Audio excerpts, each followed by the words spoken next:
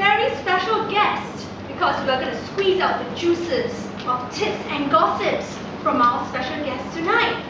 Now, I'm not sure if many of you know, but he performs humorous speeches and stand-up comedies at the beach, like Calpe Del Mar, West Coast Park, and East Coast Park.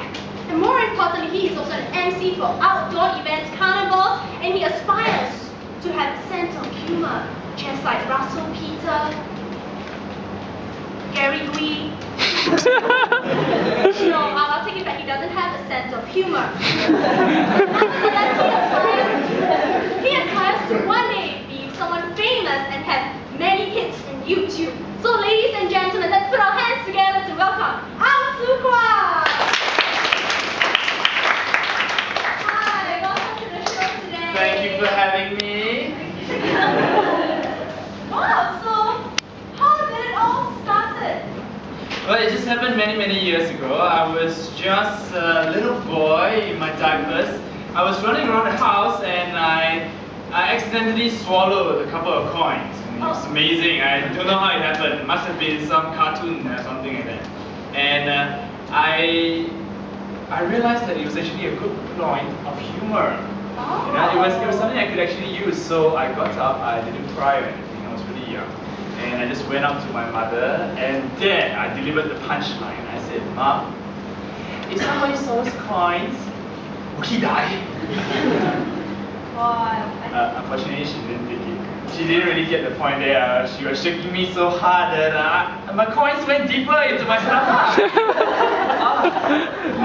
But it's a story that I use all the time these days, and it seems to work pretty well.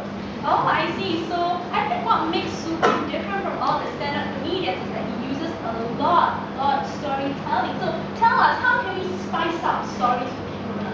Well, it's really easy when it comes to stories because everybody has a story to tell, right? You go through your daily lives all the time and you have so many experiences that not just happen not just to you, but to your friends, to your family, to your dogs, to your cats, to your uncles, husbands, sisters, neighbors, fathers, friends, brother-in-laws, friend. You get the idea what I'm trying to say. Stories are everywhere. When you're on the train, for example, and you see some irritating fat lady trying to pose as a pregnant woman, trying to grab your seat.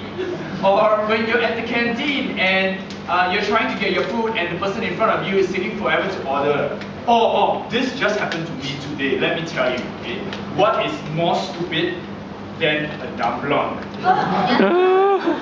I was in the gents.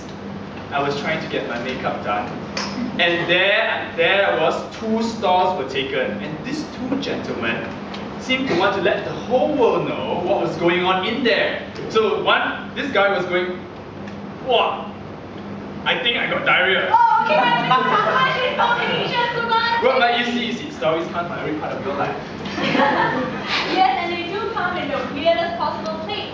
Definitely. The strangest thing, definitely the toilet. I would never expect something like that. I'm going to use that sometime and see how it works. I see. So that's a very interesting part of humor. Now we know there are blue humor, prop humor, and even racism humor. So can you tell us which one works best?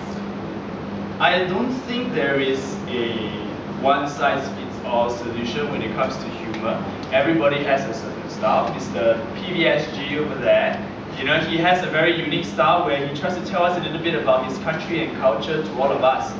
And for example, Kuma does a lot of vulgarities and blue humor and sexual innuendos, racial discrimination, almost everything, but it works for him because that's the kind of person he is. We see he portrays a deviant kind of character on stage, and we accept that, the kind of style that he likes to do.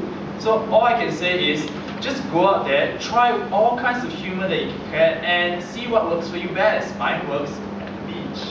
Mine at the beach. I mean, it's really where we all have scantily clad women, and I think, are we talking about a relationship? Relationship, yes, with Mother Nature.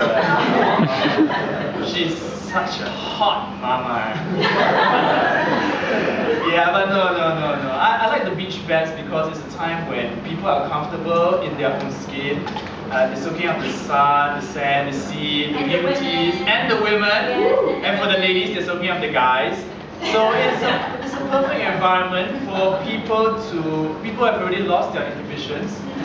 They are already warmed up and they're already ready to take on whatever you have to give them. So I think that's why it works best at the beach. Oh, the beach is a very interesting place, and that helps you stand out from the crowd as well. Definitely, definitely. In fact, one of my favorite acts in Laughter on the Water is going out there on a surfboard, and then I'm there paddling on my surfboard. Okay, it's a bit hard for me to demonstrate now. Okay, now that I'm in my costume and everything. But I'm out there paddling in the water, and I stand up and I fall back into the water. And it always gets laughs, but not from you guys because the props are not here.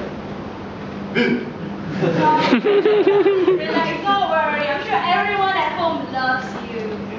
Now, in fact, many people share with me that they were really excited to use humor. So, do you have any tips for audiences out there who want to use humor in their speech?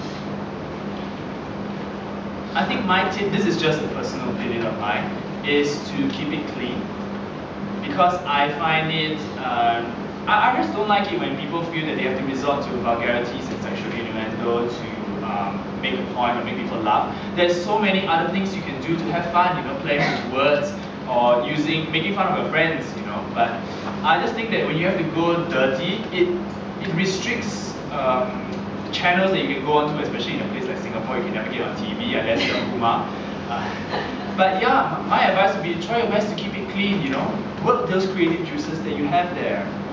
Alright, thank you very much, Supong, for having We're finished? today. We're finished? Yes, don't worry. We have 7 minutes? Yeah, don't worry.